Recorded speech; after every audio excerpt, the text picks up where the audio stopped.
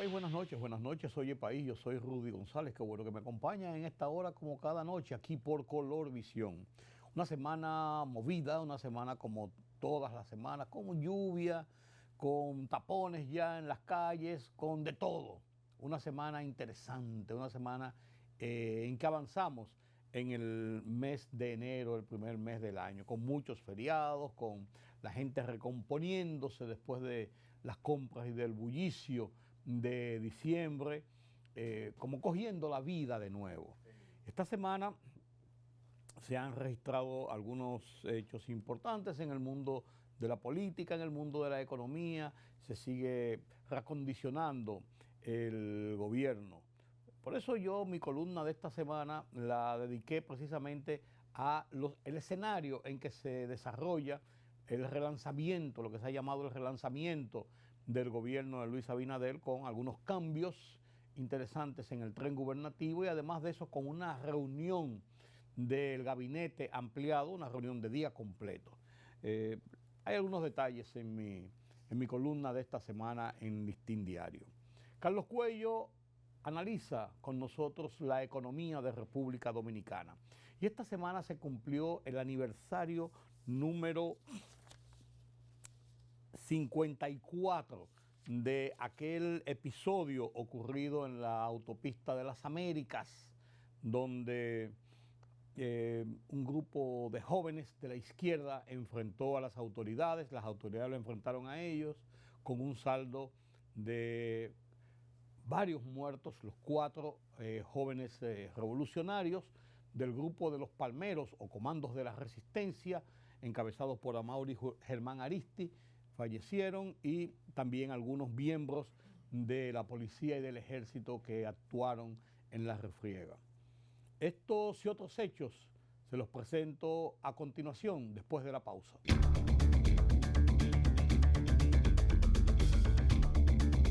En un entorno complejo, político y económico, el gobierno arranca el año con una agenda que procura potenciar las políticas y resultados positivos obtenidos, revertir dificultades y déficits, así como fortalecer mecanismos que apuntalan la transparencia en el manejo de los recursos públicos, como garantía de una gestión pública más eficiente por el resto de la gestión. Es así como apenas iniciando enero, el presidente Luis Abinader dispuso designaciones, despidos y movimientos de varios ministros y directores generales, al tiempo que convocó al Consejo de Ministros ampliado a una jornada de día completo en el propio Palacio Nacional, para establecer un programa de gestión de Estado que incluye una evaluación del 2025 con una retrospectiva desde el inicio mismo de la gestión Abinader-PRM en 2020 y las proyecciones del gobierno hacia el 2028. El 2026 estará regido entonces por las presiones y confrontaciones políticas partidistas de cara a los comicios venideros.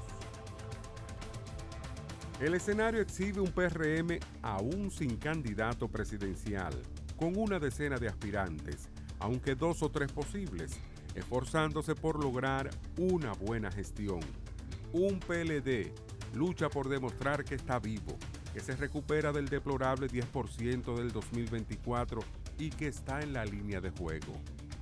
La FP, Fuerza del Pueblo, aunque con un candidato definido, muestra desesperación por sostener un aparente liderazgo de la oposición y que va en crecimiento. De ser real, se enmarcaría en el listado del PLD. Es de ahí que los movimientos del presidente Abinader muestran su control de la administración, por más fuegos artificiales que supongan malquerencias intestinas, lo que señala su influencia decisiva en la escogencia del candidato del PRM y del resultado mismo de las elecciones del 28.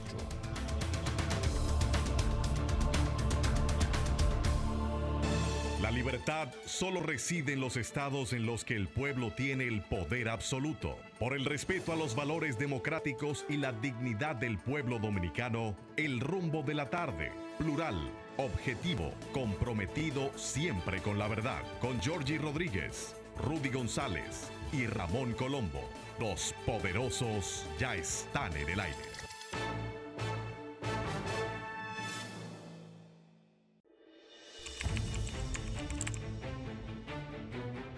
Periodismo de investigación, columnas, opinión, análisis, reportajes de fondo. Hora por hora, una completa plataforma multimedia. Periodismo con valor. Noticias horaporhora.com.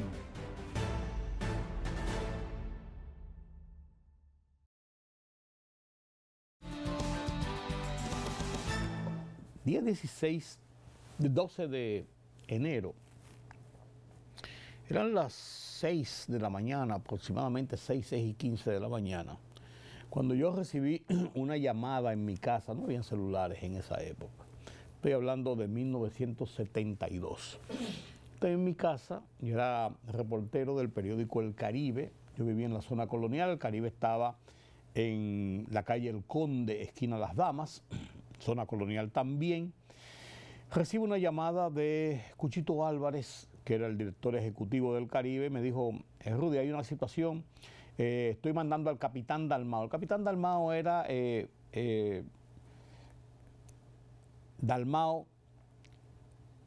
el chofer principal de la redacción del periódico El Caribe. Manejaba una vieja Rambler verde, que era el vehículo principal para transportar personal, para hacer servicios, para viajar al interior, todo esto. Era el principal vehículo de la redacción del periódico.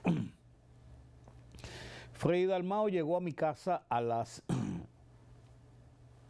10 minutos después a buscarme y me dice: hay un problema, hay una situación. Ya yo había llamado a don Jaime Locuar, me había dado las instrucciones de qué estaba pasando o qué se suponía que estaba pasando.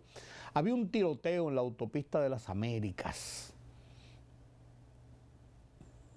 intenso, con unos allanamientos y unas cosas, y yo iba para allá de reportero. Cámara al riste, yo usaba 2 cámaras al riste. ¡Rap! Arrancamos para el kilómetro 12 o 14 de la Avenida de las Américas. Cuando yo llego allí, ya había muchos policías en la avenida y ya habían bloqueado parte de la avenida. Solamente se dejaba circular algunos vehículos en la autopista de las Américas, la Avenida de las Américas. Cuando llegué allí, recuerdo en los arrecifes, pegado en el borde que da hacia el mar, en la autopista de las Américas, ahí habían policías ya y nos impidieron pasar hacia el otro lado, que era hacia adentro, hacia el norte, donde había muchas malezas y muchos arbustos, donde se estaba produciendo la refriega. Oímos algunos tiros, pam, pam, pam, pam, pam, pam. Cuando yo llegué allí, recuerdo como hoy, aunque de eso hace 54 años, señores, recuerdo como hoy que estaba allí Guillermo Gómez, el periodista Guillermo Gómez, de la redacción del Listín Diario. Guillermo Gómez, a la sazón, era el periodista que cubría los temas del Aeropuerto Internacional de las Américas, que es una fuente noticiosa, y a donde iba religiosamente Guillermo Gómez, siempre bien plantado, bien trajeado. Yo usaba traje también, pero en esa ocasión, en manga de camisa, salí a ver la refriega de lo que estaba pasando. Recuerdo que Guillermo dijo: no se puede cruzar por ahí, esto está muy feo ahí, y se oían los tiros, ta, ta, ta, ta, ta, pam, pam, pam, pam, pam, los tiros. Comenzaron a llegar más policías, efectivos militares, y el día fue subiendo, como se dice, ya eran las 8 de la mañana más o menos, y habían llegado ya otros medios de comunicación. Recuerdo la unidad móvil de radio comercial, Notitiempo, radio comercial, en su época uno de los más aguerridos medios de comunicación, que transmitían noticias en vivo desde la calle con esa unidad móvil que tenían. No habían celulares, vuelvo y le digo.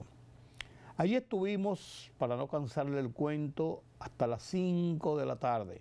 Pero ya a media mañana llegó un helicóptero y se posó en medio de la avenida, ya estaba bloqueada la avenida, no se permitía a nadie, llegaban soldados y llegaban policías y llegaban y entraban hacia el bosque, hacia el campo, hacia la parte norte de la autopista de las Américas.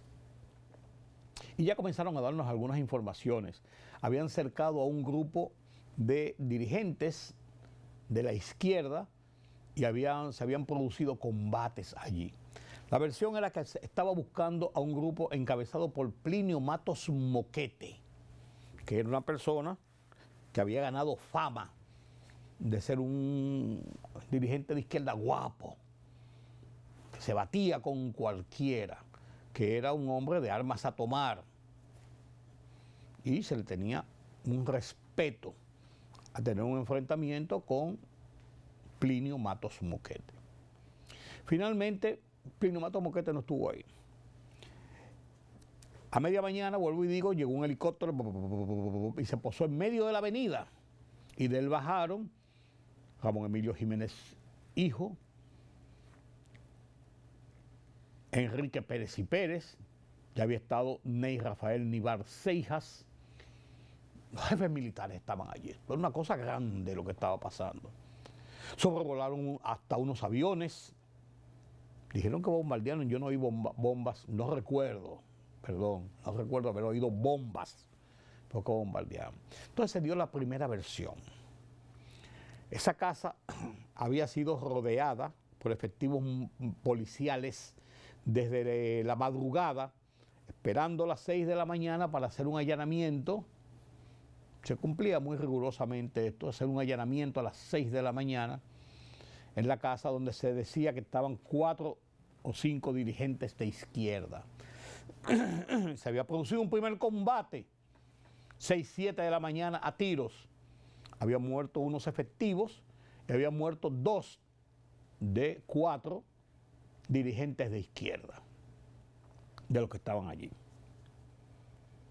Y los dos que habían quedado sobrevivientes se habían atrincherado en una cueva que tenía como si fuera un falso hacia abajo, y ellos tenían una visual desde ras de tierra, protegidos por rocas y cosas que habían ahí a la entrada de esa cueva, y tenían una visual de todo el área, y tenían a raya a las fuerzas militares y policiales que le tenían miedo, porque decían que los que estaban ahí eran guapos, eran hombres de armas a tomar y que estaban bien armados, y así lo demostraron. Los 2 primeros dirigentes de la izquierda muertos fueron sacados del lugar, los cuerpos, dicen que los carbonizaron, fueron sacados del lugar y después hubo algunos combates entre los 2 que estaban atrincherados en la cueva y los efectivos del ejército. Allí llegaron cientos de efectivos finalmente, y ya tipo 4 de la tarde, más o menos 4 o 5 de la tarde, se produjo el desenlace final, un ataque frontal hacia la cueva, y murieron los 2 efectivos de la izquierda que estaban allí. El cuento, la historia indica, allí estaban Amaury Germán Aristi, el pequeño. Decían el pequeño porque un hombre de estatura pequeña. Amaury Germán Aristi. Estaba Bienvenido Silveira Leal Prandi, alias La Chuta, Virgilio Perdomo y Ulises Cerón Polanco. Estos 4 dirigentes de la izquierda estaban conformados en un denominado comando que se llamaba Comando de la Resistencia o Grupo Los Palmeros. Amaury era un hombre que había ganado fama por ser guapo. Estuvo en la Tricontinental de La Habana, la reunión de grupos de izquierda, de grupos comunistas celebrado en La Habana en los principios de los 70, conformando toda aquella estructura ideológica y violenta que se fue estableciendo en América Latina a propósito de la Guerra Fría desde Cuba, exportando las guerrillas que llenó todo Centroamérica y toda Sudamérica, a donde no pudieron penetrar en República Dominicana por la resistencia y la decisión de un hombre como Joaquín Balaguer, que dijo aquí no. Fue a sangre y fuego. Dijo aquí no y no cruzaron hacia aquí. Ese grupo de los palmeros había estado actuando indistintamente, tenía en su haber denuncias, acusaciones de haber matado policías, de haber hecho atentados, y es una época donde eso se producía muy frecuentemente. Hubo un policía que estuvo depuesto frente al Listín Diario en la 19 de marzo entre la Salomé Ureña y la calle Luperón, ahí antes de llegar al Conde. Lo mataron ahí de servicio, pam, pam, pam, pam, pam, para robarle la ametralladora que tenía, una carabina Cristóbal. Había matado a otro policía hacía poco, un tráfico, el arzobispo Noel, esquina 19 de marzo, dirigiendo, pam, pam, pam, pam, pam, le dieron 4 tiros y le llevaron el revólver que tenía. Habían hecho un asalto a la Lotería Nacional, a unos mensajeros de la Lotería Nacional. Hicieron otro asalto en el Royal Bank de la avenida Tiradentes. Todos se le atribuían a esos grupos de izquierda. Todos se le atribuían a esos grupos de izquierda.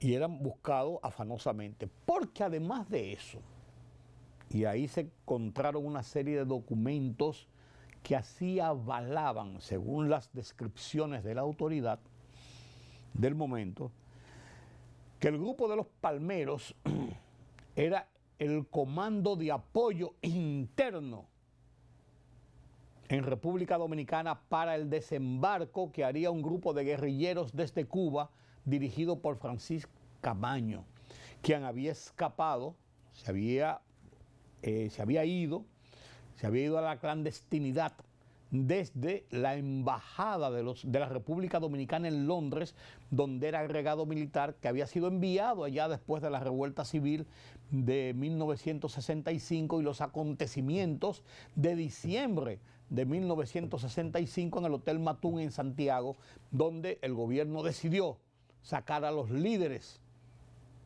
de ambos bandos hacia el exilio para evitar que la confrontación siguiera en República Dominicana, una vez instalado ya el gobierno provisional que dirigía Héctor García Godoy desde el 3 de septiembre de ese año.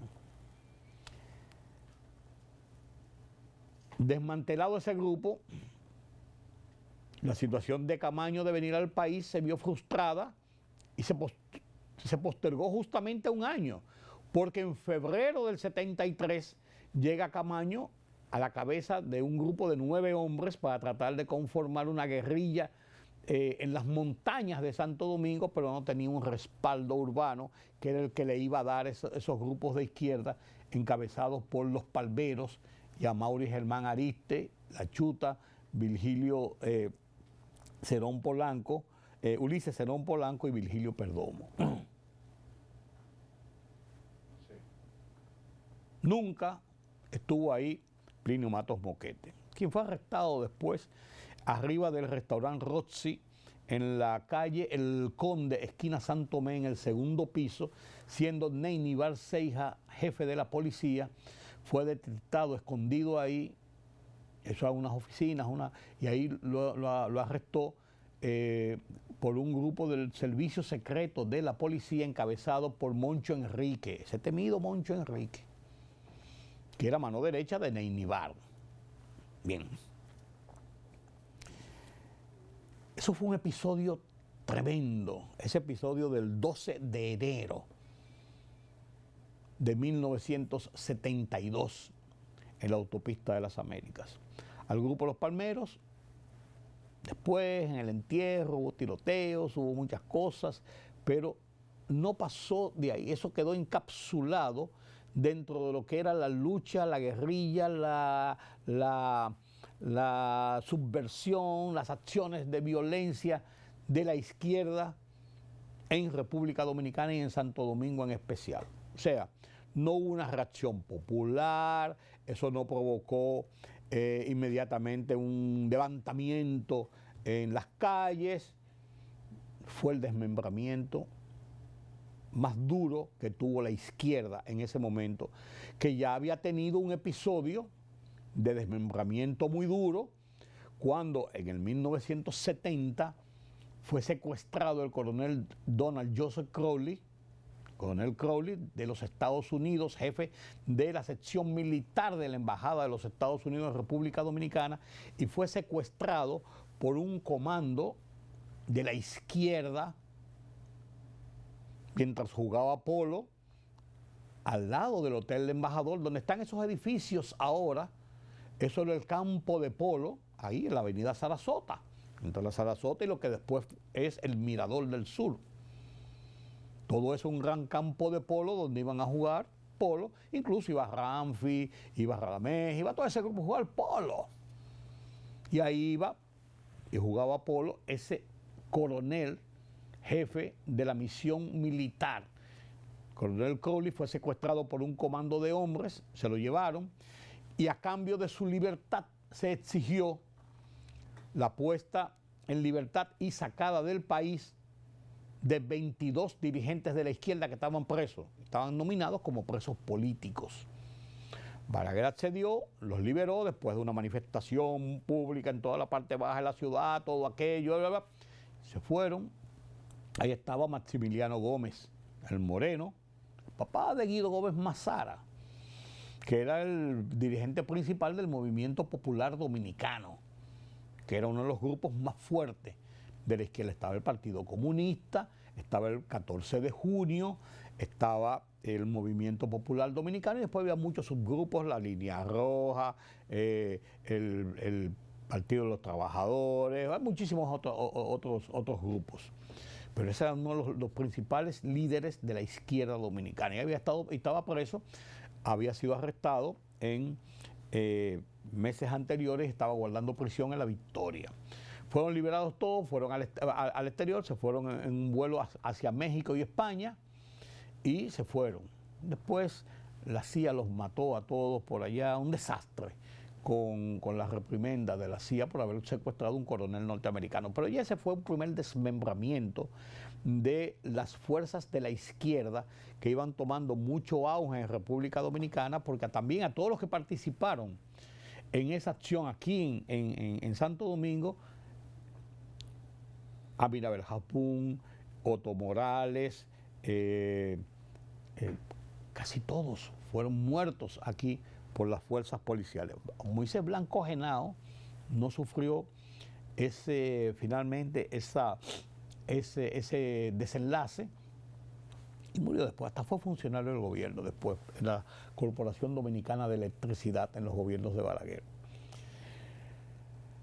Pues es una historia para contar dentro de lo que ha sido el desarrollo de la vida política dominicana, porque conocemos los procesos electorales donde Peña Gómez se enfrentaba a Balaguer y Jorge Blanco y Antonio Guzmán entre sí y ellos entre uno y otro y Juan Bosch y eso, se conocen esos episodios.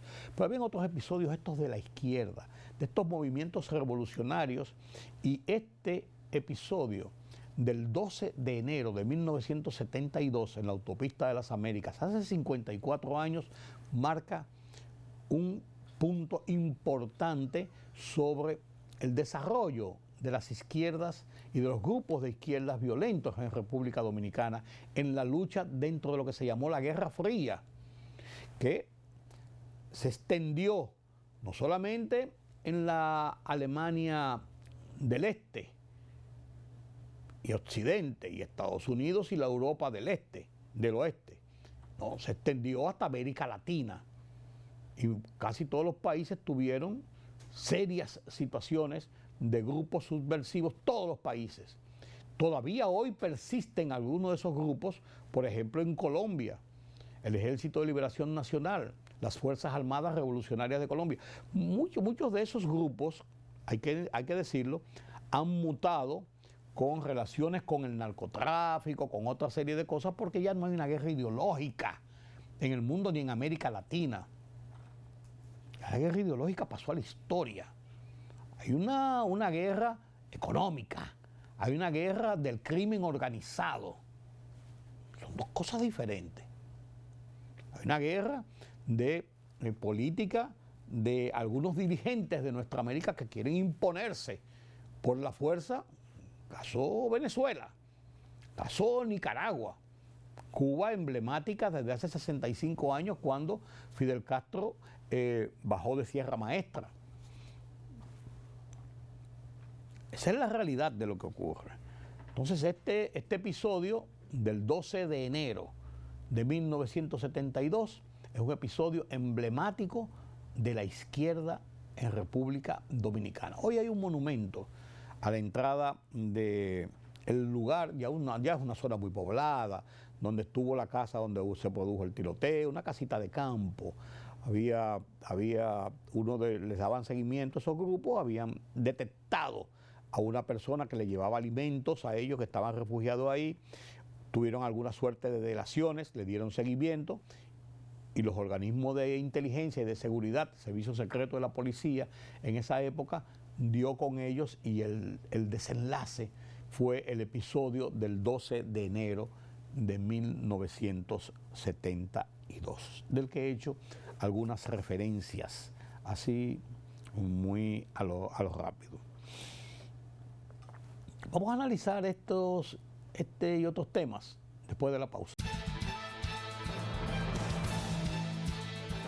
República Dominicana dio un paso importante hacia la modernización de sus documentos de viaje con el lanzamiento oficial del pasaporte electrónico, un instrumento que combina seguridad avanzada, reconocimiento internacional y beneficios exclusivos para los ciudadanos. Lorenzo David Ramírez Uribe, director de la Dirección General de Pasaportes, explicó que el nuevo documento no solo fortalece la identidad de los viajeros dominicanos, sino que también abre la puerta a acuerdos internacionales y posibles exenciones de visado, tras la incorporación del país al directorio de llaves públicas de la Organización de Aviación Civil Internacional, OACI. El presidente del Tribunal Superior Electoral advirtió que las organizaciones políticas no pueden adelantar las etapas de los procesos electorales ni posicionar aspirantes de manera anticipada, ya que esto quebranta la democracia interna y la equidad entre los competidores. Ignacio Pascual Camacho Hidalgo, al iniciar el nuevo ciclo tras ser ratificado en su cargo por el Consejo Nacional de la Magistratura, recordó que las acciones de precampaña fuera del plazo legal fueron objeto de judicialización en 2025.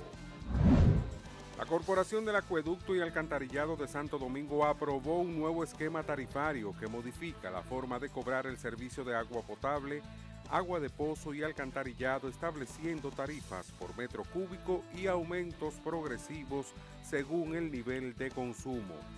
Según la resolución del Consejo de Directores, los usuarios residenciales pagarán 6 pesos por metro cúbico hasta 32 metros cúbicos al mes y 8 pesos por cada metro cúbico adicional, mientras que los comercios tendrán un costo de 21 pesos por metro cúbico hasta su consumo básico y 24 pesos por metro cúbico en excedentes, y la industria pagará 25 pesos por metro cúbico hasta el cupo básico y 28 pesos por metro cúbico para el consumo extra.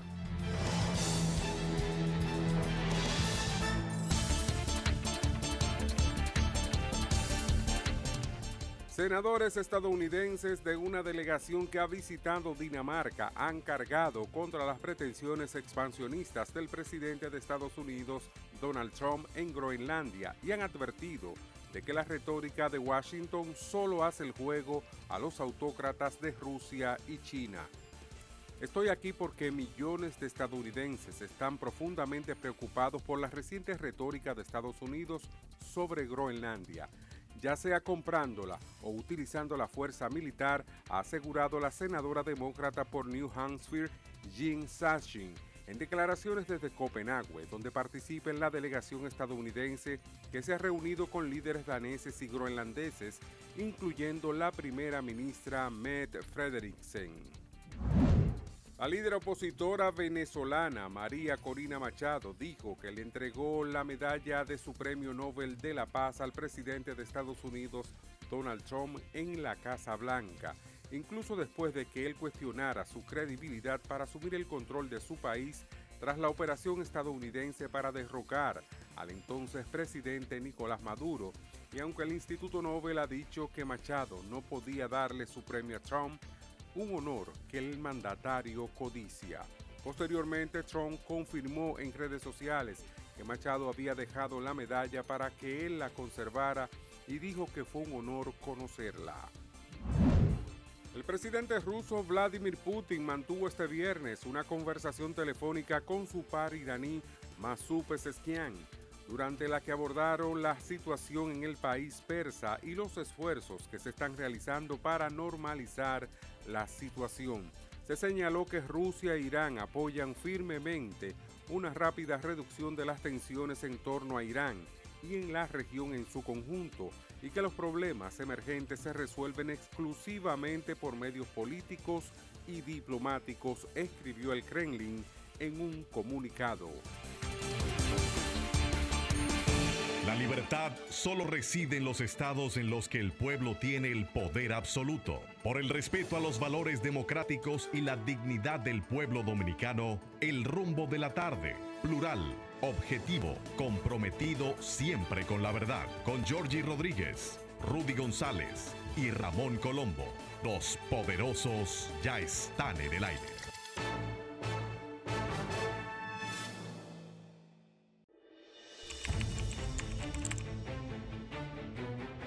Periodismo de investigación, columnas, opinión, análisis, reportajes de fondo, hora por hora, una completa plataforma multimedia.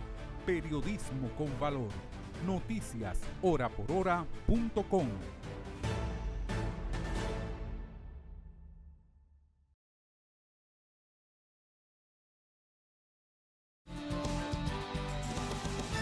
Gracias por continuar con nosotros aquí en Oye País. ¿Qué vamos a hacer con Peluche? ¿Qué vamos a hacer con Peluche? Yo no sé, mi compañero de la semana, Carlos Cuello, pero vamos a tener que hacer algo con Peluche. No respeta a nadie. No respetan, definitivamente, ni los números respetan. No. Ni porque la inflación se mantuvo dentro del objetivo meta, ni que tuvimos aumentos en las remesas, en el turismo y todo. Ni siquiera por esas cosas el Peluche respeta. Es difícil controlar las emociones cuando las hormonas se disparan. Vamos al bollo. Estamos en economía con Carlos Cuello como cada semana, y Carlos Cuello tiene ya su análisis principalmente de puntos importantes y trascendentes dentro de lo que son las estadísticas del año anterior, que ponemos en contraste con años mucho más atrás y hacia lo que son las proyecciones para el año que comienza. Y así hablamos entonces directamente de lo que son las estadísticas sobre la inflación y otros rubros de la economía. Buenas noches, Carlos. Buenas noches, don Rudy. Efectivamente, ya tenemos cifras del cierre del año 2025. Trabajamos con la evaluación, con proyecciones muy cercanas ya a lo que era el cierre, ¿no? En este caso, la inflación, el Banco Central reportó un 0.84% para el mes de diciembre. Fue la inflación más alta para mes alguno durante el año 2025. Pero con todo y eso, lo que venía acumulándose a lo largo del año mantuvo ese control. Sí, de todo. Fíjate que en el mes anterior, en noviembre, fue de 0.71. Con abril había sido también alto. Aquí incidió tanto en noviembre como en diciembre la tormenta Melissa y el impacto que tuvo sobre el sector productivo, ¿no? Bueno, la inflación interanual, ya digamos del año, que sería de diciembre a diciembre, 4.95, quedó en el borde de lo que sería, digamos, el nivel superior de la media, que es el 4, con el rango de variación de 1 más o menos, ¿no? Más o menos 1, ¿no? Pero quedamos en el rango. Claro, 32 meses consecutivos dentro del rango, ¿no? Que es un buen averaje, ¿no? Aquí lo que más incidió fue alimentos y bebidas no alcohólicas. Más de la mitad de lo que es el índice de precio al consumidor para el mes de diciembre se explica por alimentos y bebidas no alcohólicas, el aumento de esa variable. Bueno, la inflación ya para los últimos 5 años, este es el porcentaje más alto en los últimos 3 años. En el año 2021 la inflación fue 8.5, se explica, fue el año de la salida de la pandemia y la reactivación de la economía. Todavía en el 2022 fue 7.83. Sí. Todavía se estaban sintiendo los efectos de una política monetaria expansiva para la recuperación, ¿no? En el 2023 3.57 y ahí se consiguió llevar al rango meta inflación. En el 24 3.55, seguimos en el rango meta inflación y ahora 4.95. O sea que son aquí los últimos 3 años. Sí, digamos. Subió en relación al año anterior, pero se mantiene dentro del rango. Exacto. La canasta, que por ejemplo el año pasado cerró diciembre con 46.251, esa es la canasta promedio. Ahora diciembre cerró con 48.541,84. Para ese mes. Para ya el año. Para la variación anual de la canasta promedio. Okay. O sea que el incremento fue de 2.290.42 pesos, el costo de la canasta familiar. De año a año. Exacto, del año pasado a este año. Esto es lo que te da un 4.95%. Esa fue la situación de la inflación. Se disparó un poquito más allá de lo que en principio se pensó que podría lograrse, ¿no? Que era mantenerla por debajo de la media, ¿no? Que es el 4. Pero los últimos 2 meses, sí. Fíjate que tanto noviembre como diciembre tuvieron resultados muy altos en materia de inflación.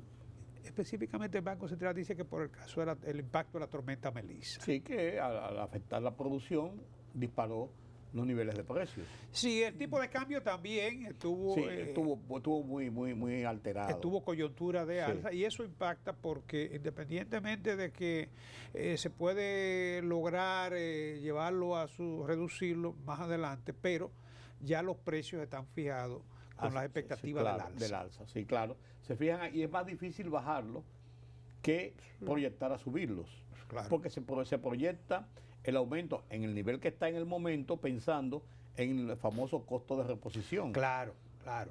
Esa es la situación en materia de precios de la economía para el año 2025, ya con el resultado final. Sí, sí.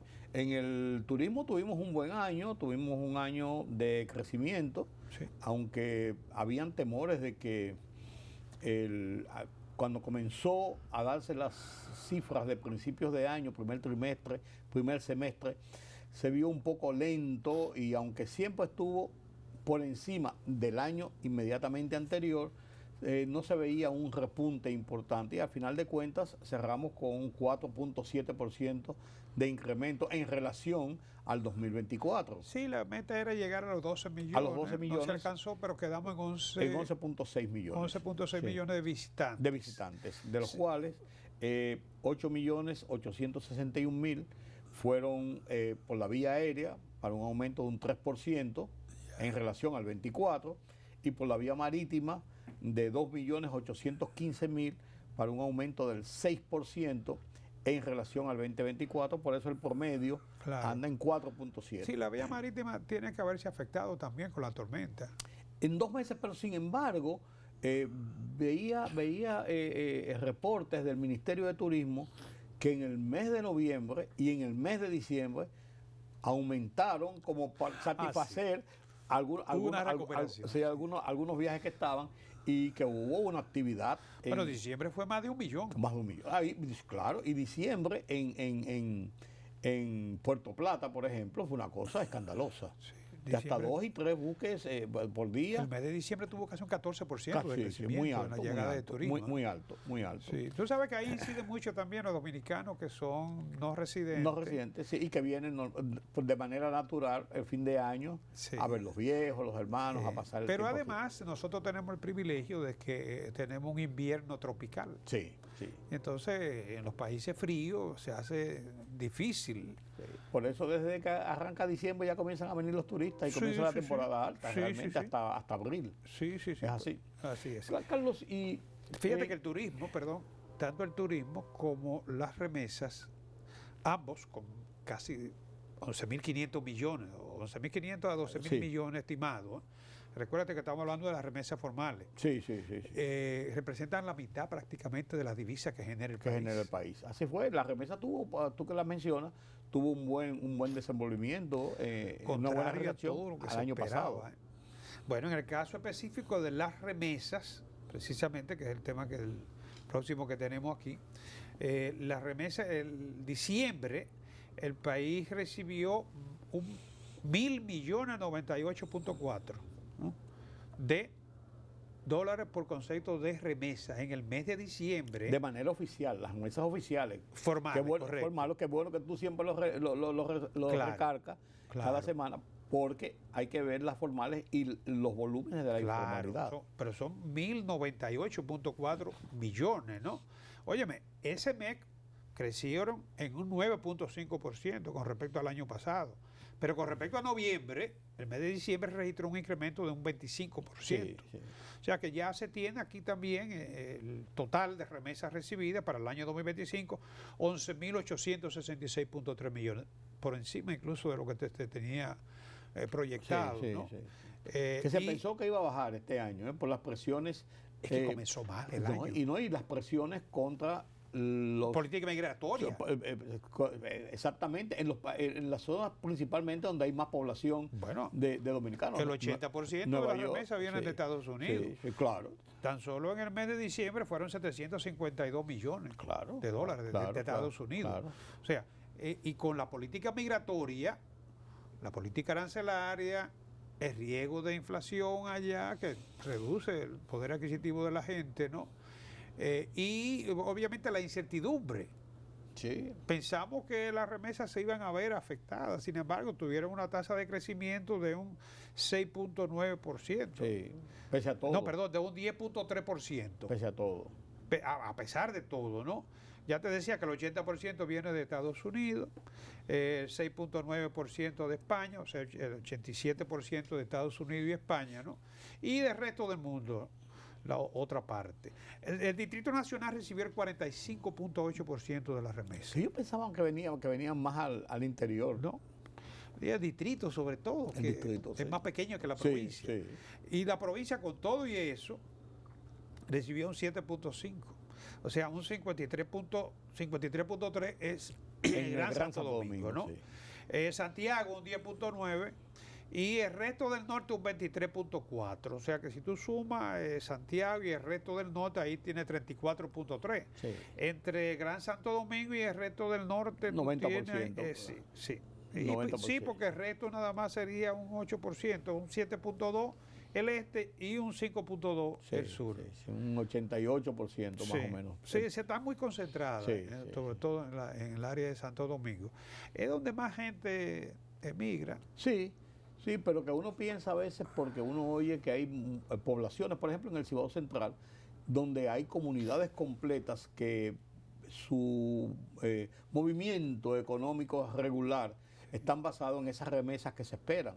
Porque $200 que mandan de allá, estamos hablando, a como está la tasa, estamos hablando de un salario mínimo, No, de 12 mil pesos a 13 mil pesos. Impacta en la reducción de la pobreza. Cuando Lógico, se mide la lógico. pobreza, esas remesas reducen. Es indudable. Y que coeficiente. ahora comenzó en el mes de enero, 1 de enero, comenzó la aplicación de una tasa impositiva en Estados Unidos que se está cobrando para las remesas. La República Dominicana rápidamente ha respondido buscando una estrategia de que las remesas se hagan a través de la vía electrónica por transferencia, directamente con cuentas de banco, y eso no va a tener un impacto tan grande en principio, pero se va a ir acomodando al curso del año. Sí, pero va a impactar. No, que va a Va impactar, a lo impactar claro que porque sí. es un 1% de impuestos sobre las remesas, la gente no le gusta pagar impuestos. Y además las remesas formales no habrá forma de que puedan No, claro, en las formales evadirlo. principalmente, claro. Entonces lo que podría pasar, tal como tú destacas, y yo entiendo que estas cifras podrían reducirse para el año entrante, ¿no? Y es que una parte de ellas se vayan a la informalidad. Lógico. ¿Tú sabes cuánto va a representar ese impuesto en Estados Unidos anualmente para las remesas para la República Dominicana? Aproximadamente $100 millones. Le va a costar a los que envían las remesas. Ese 1%. Uno pensaba, un 1% no es nada, pero cuando usted suma el volumen, Claro. se está hablando de 100 millones de dólares, Carlos. Claro. Y otro tema que tú tenías es el de la tasa de cambio, que aunque se mantuvo dentro del rango proyectado, en el promedio del rango proyectado para el 2025, hubo unos picos ahí que, Sí, que, el Banco que Central preocuparon. publicó una nota muy interesante sobre la tasa de la política monetaria y el mercado cambiario, ¿no? Y efectivamente el promedio ponderado para el año, ¿no? Fue de 63.30%. O sea, peso por dólar. Por dólar, sí. O sea, la depreciación fue de apenas 3.13. Que ha mantenido un rango más o menos similar. Es hasta 5%, por debajo, ¿verdad? por Que- debajo sí. se había proyectado un 5% de depreciación Sí. cambiaria. O sea, esto te daba 64. Sin embargo, fíjate que se quedó en 63.30.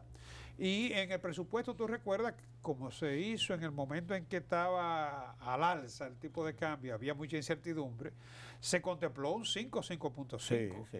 O sea, se contempló a 64.7. Sí, porque uno cuando ve que sube, uno no piensa, y ha sido la tradición en las cosas que suben, que eso va a volver a bajar o buscar un nivel por lo menos. Sí, pero se estabilizó Sí. finalmente, ¿no? Como te digo, una tasa promedio ponderada de 63.3%. Las reservas internacionales se incrementaron, se mantuvieron 14.6 miles de millones, ¿no? 14.6 planeta igual, 14.6, que representan más de un 10% del Producto Interno Bruto, un 11 punto y tanto, casi un 12, y entre 5 meses de importación, Sí. que está dentro de los parámetros Dentro del rango del más o Fondo menos, sí. Monetario Internacional. Sí. O sea que hubo logros en medio de un año que sabíamos que iba a ser difícil, muy difícil, porque comenzó con la guerra arancelaria, que Y, la política migratoria. Y la declaración, preocupó la declaración del propio presidente de la República en una semanal cuando dijo que la economía estaba ralentizada. Claro. Eso dicho por el presidente, uno dice, ¿qué está pasando y hacia dónde vamos? O sea, Sí, genera estuvo ralentizada tensiones. por los factores externos, la incertidumbre misma y además la política de la estrategia del Banco Central de mantener un objetivo meta inflación. Al controlar la inflación tiene que mantener la emisión monetaria bajo control. Por eso la economía de hecho al final se mantuvo, digamos, frenada. Y fue en el segundo semestre cuando el Banco Central liberalizó recursos, 81 mil millones. millones de pesos, pero ya era muy difícil para revertir la tendencia, ¿no? Sí. Y bueno, de todos modos, el sacrificado fue el crecimiento de la economía, se logró control de la inflación, se logró reducir la tasa de interés. De que alguien tenía que pagar los platos rotos, por así decirlo. Es que tú no vas a tener todo, Así es. o sea, así nunca es. se tiene todo, siempre hay que sacrificar algo para ganar otras cosas. Así es. En la tasa de interés, fíjate, por ejemplo, Eso te iba a decir, la tasa de interés las bancario. activas comenzaron a 15.05 y terminaron en 13.26. Bajó Las un pasivas, poco. sí, bajó un poco, Sí. muy ligero, ¿no? Sin embargo, las pasivas bajaron más rápido, de 9.81 bajaron a 6.05. Sí, más rápido y más.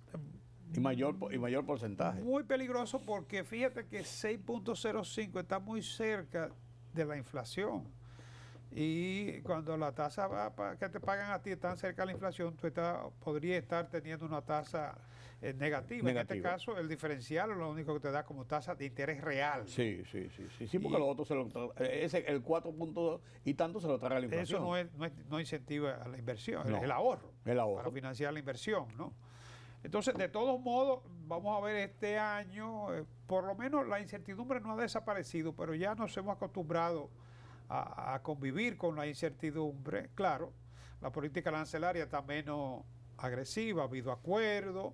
Ya la gente le ha tomado más la señal también al presidente Trump de atacar, soltar y después negociar, Sí. como lo hizo con el presidente de Colombia recientemente, ¿no? Como lo hizo incluso con Y con nosotros, China. incluso con nosotros, que la imposición del 10% y después hubo artículos que comenzaron importaciones a liberarse y una gran cantidad fueron liberadas de ese nuevo arancel. Sí, las expectativas son de que este año deberá ser mejor porque primero ya los efectos, digamos, de la política restrictiva que cursó durante el primer semestre, ahora con mucha cautela, claro está. el Banco Central ha ido soltando, liberalizando recursos, la tasa de interés se espera que sigan reduciéndose. No se redujo al cierre del año, se quedaron igual, recuérdate, en diciembre, ¿no? 5.25. Sí.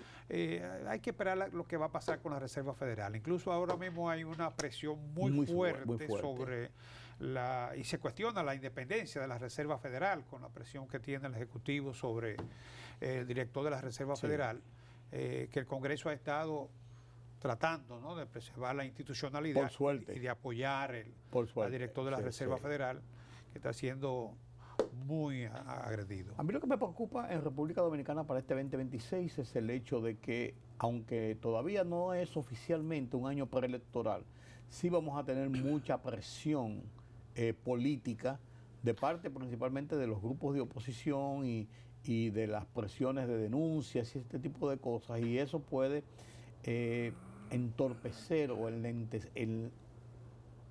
ralentizar más la toma de medidas con mucho más cautela, mucho más y acciones mucho más tranquilas y sobre todo en una economía que necesita de redefinir lo que es su panorama fiscal. Claro. Necesita. Claro, porque ahí es que voy, por lo que tú has estado planteando, de que hay que buscar puntos de equilibrio definitivo. Garantizar la sostenibilidad fiscal, como dice el Fondo Monetario, y eso tiene un costo político. Pero es lo que te digo, entonces, ¿hasta dónde esa situación de la política partidista de cara a un proceso electoral va a incidir en la toma de esas decisiones? Sí, porque si se pusieran en el interés nacional primero, pero ese no es así. La carta que juegan los políticos es, yo soy opositor, tengo que tratar de que le vaya mal al que está. No es al que está el que le va mal, es al país. Pero eso me da oportunidad para entonces yo poder lograr un espacio. Claro. Todos, claro. Sí, no. Y así hace siempre. Por eso hace falta, como te digo, que haya un acuerdo, un entendimiento, digamos, en la clase política para que podamos impulsar las reformas necesarias para la economía. Así es. Bueno, don Carlos, gracias por este panorama sobre la situación de la economía. Estas informaciones me parecen muy importantes y muy trascendentes porque viendo lo que nos acaba de pasar en el año concluido, nos indica hacia dónde más o menos vamos para este año y tenemos una visión, una perspectiva. A ver cómo las circunstancias muchas veces y las coyunturas nos permiten cumplir metas y salir lo más beneficiado de la ejecución. Ahí están nuestras cabañuelas. Nuestras cabañuelas, así es. Gracias, amigos, por acompañarme en este conversatorio con Carlos Cuello. Así concluye nuestra emisión de hoy. Mañana nos vemos nueva vez aquí en Color Visión. Analizaremos temas noticiosos de interés nacional e internacional como cada noche. Yo soy Rudy González. Hasta la próxima.